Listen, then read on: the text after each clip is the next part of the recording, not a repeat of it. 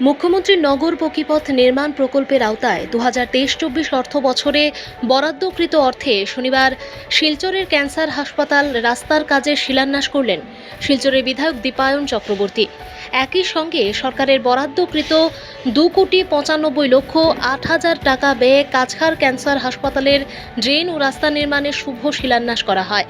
এদিনের আয়োজিত জনসভায় বক্তব্য রাখতে গিয়ে বিধায়ক জানান, রাস্তায় পিচ বসালে রোগীদের আসা যাওয়া সহজ হয়ে ওঠার পাশাপাশি যে কোনো ধরনের বাহন হাসপাতাল চত্বরে প্রবেশ করতে পারবে।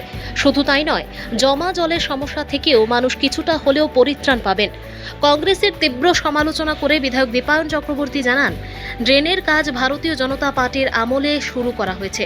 স্বাধীনতার পর থেকে যে সরকার দেশ শাসনের ভার নিজের কাঁধে বহন করে গেছেন, তারা মেহেরপুর থেকে শিলচর মেডিকেল কলেজ পর্যন্ত ড্রেন ও সড়ক নির্মাণের কথা চিন্তাই করেননি। ফলে বর্তমান সময়ে মানুষকে নরক যন্ত্রণায় ভোগে দিন কাটাতে হচ্ছে। বর্তমান সরকার রাস্তার কাজ শুরু করায় মানুষের দৈনন্দিন কিছুটা সমস্যা হলেও কাজের গতিকে জোর কদমে এগিয়ে নেওয়ার প্রচেষ্টা চালানো হচ্ছে। মানুষের ক্ষোভ ও প্রতিবাদকে আশীর্বাদ হিসেবে মাথায় নিয়ে দীর্ঘদিনের গণ দাবিকে সার্থক করতে সকলের সহযোগিতা কামনা করেছেন বিধায়ক। তিনি বলেন, দীর্ঘদিনের সমস্যা একদিনে সমাধান হবে না। পাহাড় সম সমস্যা জমিয়ে রেখেছে তৎকালীন সরকার। বিগত দিনে সঠিকভাবে কাজ করা হলে হয়তো আজ রাস্তাঘাট ভেঙে জরাজীর্ণ হতো না। কংগ্রেসের আমলে কোনো ধরনের উন্নয়নমূলক কাজ না হওয়ায় মানুষকে জমা জলের সমস্যায় দুর্ভোগ পোহাতে হচ্ছে এবং পাহাড় সম সমস্যার সমাধান করতে বর্তমান সরকারকেও হিমশিম খেয়ে জনতার প্রশ্নের মুখে দাঁড়াতে হচ্ছে।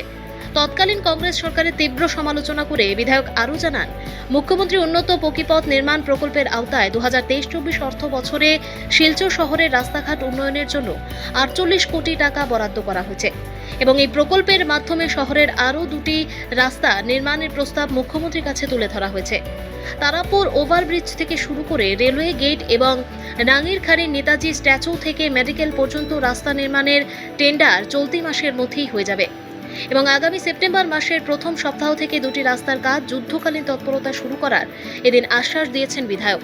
এছাড়াও সভায় স্থানীয়রা মেহেরপুর এলাকার যানজট সমস্যার সমাধান সহ কাঁঠাল পয়েন্ট থেকে শিলচর মেডিকেল কলেজ পর্যন্ত 4 লেনের রাস্তা নির্মাণের দাবি বিধায়কের কাছে তুলে ধরে মুখ্যমন্ত্রীর দৃষ্টি আকর্ষণ করেছেন। স্থানীয়রা বিধায়কের পাশে থেকে শহরের উন্নয়নকে ত্বরান্বিত করতে সহায়তা করে যাওয়ার কথাও জানিয়েছেন।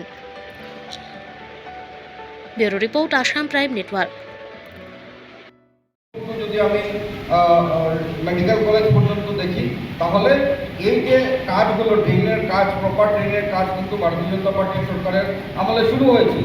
কিন্তু দুর্ভাগ্যবশত আজকে এই যে সরকার যারা দেশকে স্বাধীনতার পরবর্তীকাল থেকে শাসন করে গেছে, বিশেষ করে কংগ্রেস সরকার, এই কংগ্রেস সরকার আবার আমি রিপিট করতে চাই, মেহেরপুর থেকে যে মেডিকেল পর্যন্ত প্রপার ড্রেনেজের ব্যবস্থার কথা কোনোদিন চিন্তা করি, যার জন্য এজিটেশন হচ্ছে।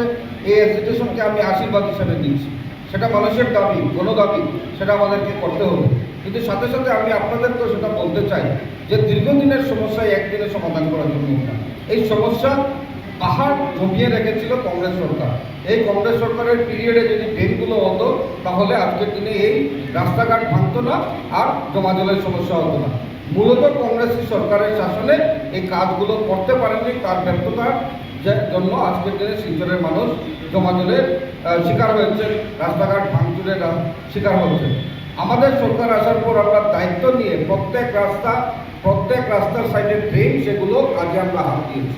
আমি আপনাদেরকে আশ্বস্ত করতে চাই যে মুখ্যমন্ত্রীর উন্নত পথ নির্মাণ আচরণের মাধ্যমে আমরা প্রপোজাল দিয়েছি 2টো রাস্তা, বিশেষ করে একটি রাস্তা তারাপুর ওভারব্রিজ থেকে শুরু করে রেলওয়ে গেট পর্যন্ত, আর আরেকটি রাস্তা হলো নাঙ্গিরখাড়ি নেতাজি স্ট্যাচু থেকে শুরু করে আমাদের শিলচর মেডিকেল কলেজ পর্যন্ত।